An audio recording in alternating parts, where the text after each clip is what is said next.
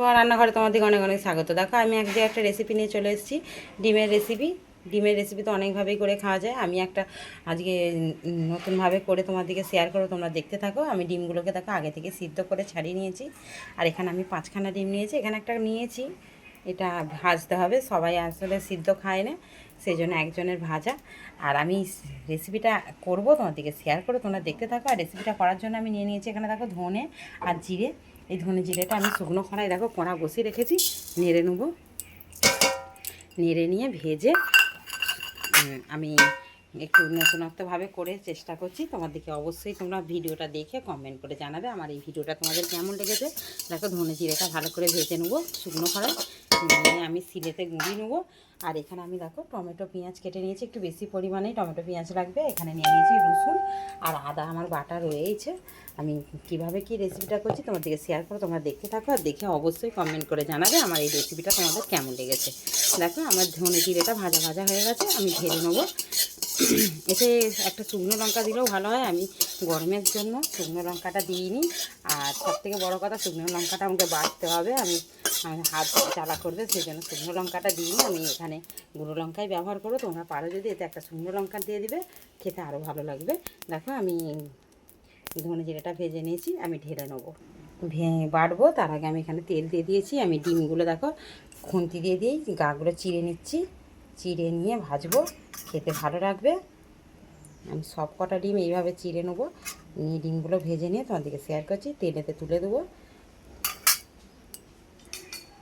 দেখো প্রত্যেকটা ডিম আমি ভালো করে চিড়ে নিয়েছি, এই যে দেখো প্রত্যেকটা ডিম আমি চিড়ে নিয়েছি, খেতে ভালো লাগবে আর মশলাগুলো ভালো করে ঢুকবে। এই যে আমি ডিমগুলো চিড়ে নিয়েছি, আমি ভেজে নিই, নিয়ে তোমাদেরকে আবারও শেয়ার করে তোমরা দেখতে থাকো।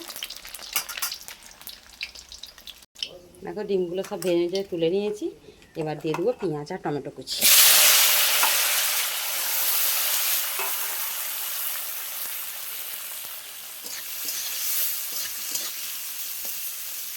এরই ফাঁকা আমি দেখো ধনে জিরেটা বেটে নিয়েছি, গুঁড়ো করে নিয়েছি, আর রসুনটা বেটে নিয়েছি। দেখো এখানে আমি নিয়ে নিয়েছি পোস্ত আর সাদা তিল, এটাও বেটে নেবো। দেখো পেঁয়াজ টমেটোটা ভাজা ভাজা হয়ে গেছে, দিয়ে দেবো আদা রসুনের পেস্ট, দিয়ে ভালো করে একটু ভাজা ভাজা করে নেবো।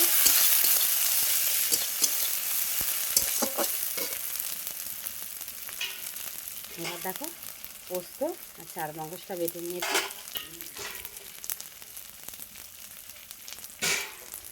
ওটাও দিয়ে দেবো।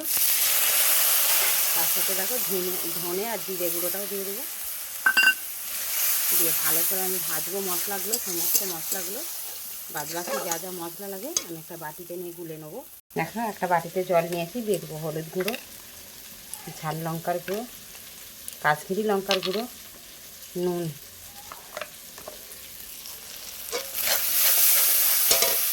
এটাও মশলার সাথে দিয়ে দেবো।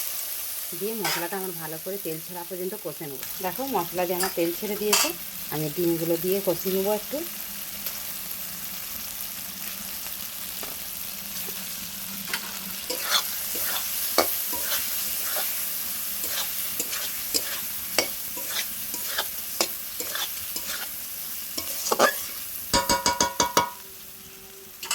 দিয়ে জল ঢেলে দেবো,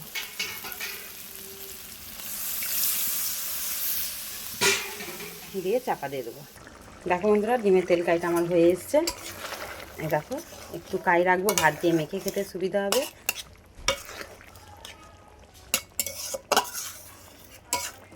প্রথম থেকে শেষ পর্যন্ত পুরো ভিডিওটাই তোমাদেরকে শেয়ার করেছি, তোমরা অবশ্যই কমেন্ট করে জানাবে আমার এই ডিমের তেলটায় রেসিপিটা তোমাদের কেমন লেগেছে। অনেক অনেক ধন্যবাদ।